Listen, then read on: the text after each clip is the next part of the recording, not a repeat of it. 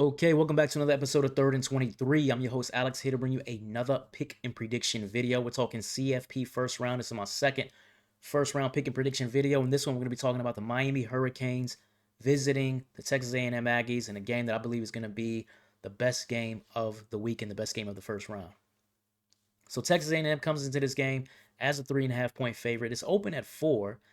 Dropped to 3.5 kind of quickly, and I haven't seen any line movement since. It's been a few days and still nothing. So maybe you're going to see a surge of money come this weekend. So you might want to look out for that if you're interested in doing this game on one side or the other.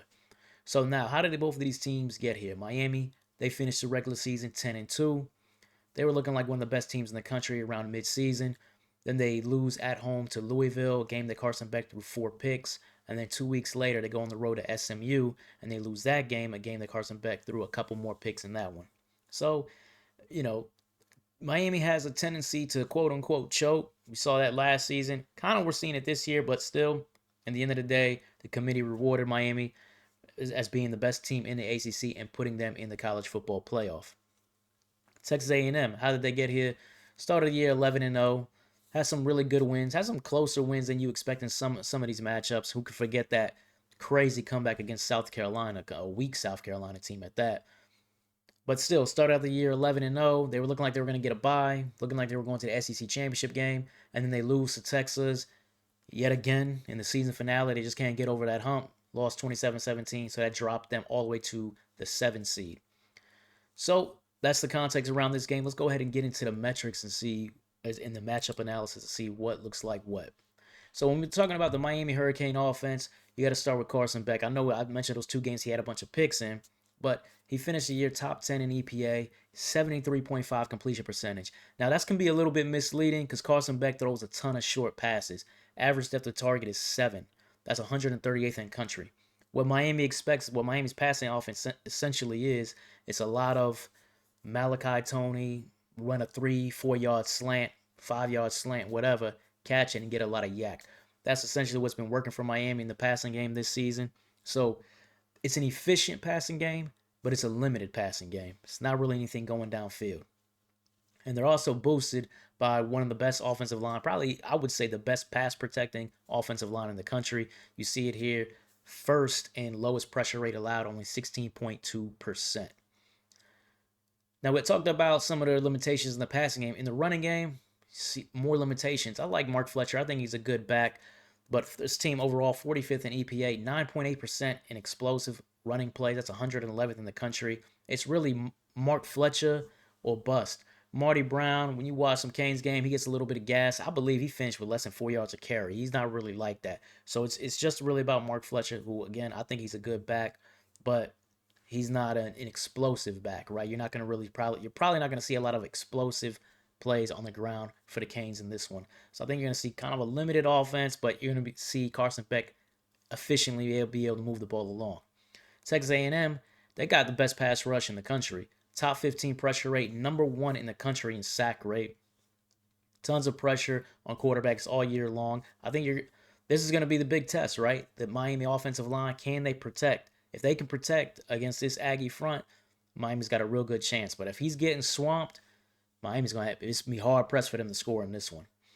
And then pass defense efficiency, top 15 EPA, and success rate, pretty solid on the back end.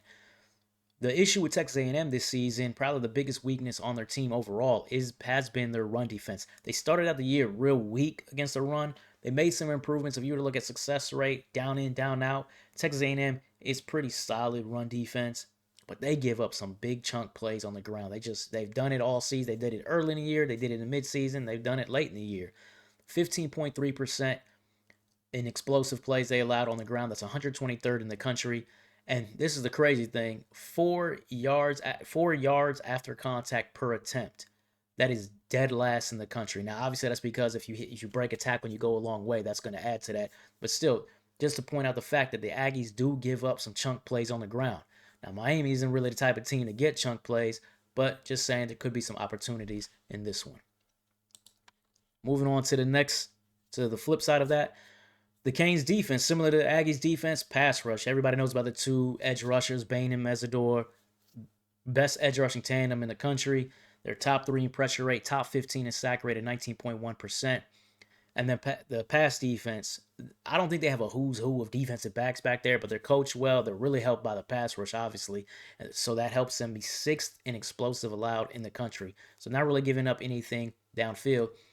And that's big because, again, there's who's going to win which matchup. Texas A&M is top 25 in explosives going downfield. They're in top 25 in EPA.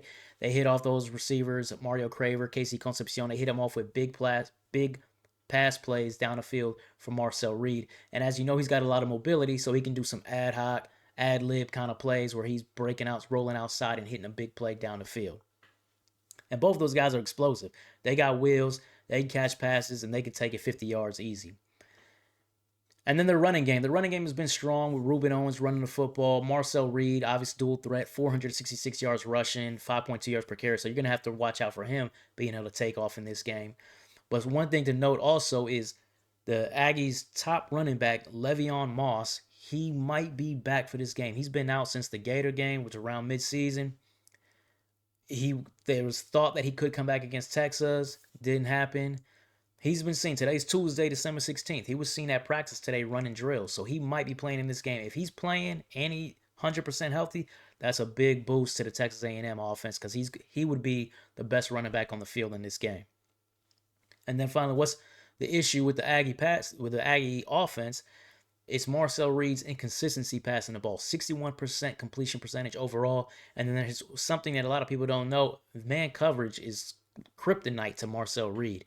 He's only completing 50% of his passes this year versus man coverage. That's actually up to around midseason. It was like 38%. It was terrible. So a little improvement there, but that's the biggest weakness of Marcel Reed's game right now. He throwing in the tight windows that you're going to have in man coverage versus what you see in zone, right? And then one thing I want to note in this game is turnover margin could be big in this one. The Canes, 0.75 turnover margin per game is their turnover margin per game. That's 12th in the country. Aggies are 111th in the country, negative 0.58. They've only picked off 3 passes the entire season. Carson Beck thrown 10 picks, 6 of them in 2 games, but he could give it up. But in this game, Aggies only 3 picks. This might be a clean game from Carson Beck in this one. And I got this note here. Miami's defense, you look at their pass efficiency metrics, defense efficiency metrics, and they look good. But they haven't faced a quarterback ranked in the top 35 in efficiency. So really how good they are. I'm not counting C.J. Carr's first game ever, which is game 1. But you could say the same thing about Texas A&M because they're in the same boat. They haven't faced anybody in the top 35 either, except C.J. Carr in his second game ever, right? So we'll see who's a fraud, who isn't, or maybe neither one of them was a fraud. We're going to find out this weekend. All right, so now moving on to what my prediction is going to be. Yeah, my model in this one has Texas A&M as a 2-point favorite. I think home field is big in this one. Spread is 3.5. This is how I can see this game playing out. I think that Texas A&M has some real issues in 2 facets of this game. I believe Marcel Reed is an inconsistent passer. We saw the numbers against man coverage. I think he's going to be hard-pressed to find some open windows in this game when Miami goes man. I like the 2 wide receivers. They're explosive players, but they're going to hit their big plays in zone. And when Miami goes zone, how often is Marcel Reed going to be able to find them? That's 1. 2, I just think that the Cane offensive line is good enough to maul this Texas A&M defensive front to an extent on the ground. Aggies give it up. They gave it up to Utah State on the ground. So Miami's going to be able to run the ball in this game. And I see a team that can run the ball, controlling clock, right? You got a Aggies quarterback who might be inconsistent, might be some third down conversions that he's not hitting on. And then the turnover margin is big to me. Texas A&M is more than likely to have 1 to 2 turnovers in this game, more so than the Canes in this one.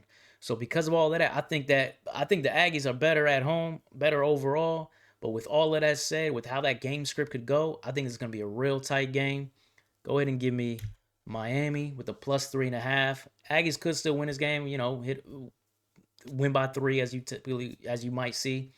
But go ahead and give me the Canes with the plus 3.5. I think it's going to be a tight game. I think it's probably going to be the best game of the weekend. So anyway, that wraps it up. If you like the content, please like, comment, subscribe. As you're going to see more pick and prediction videos going forward. Take care.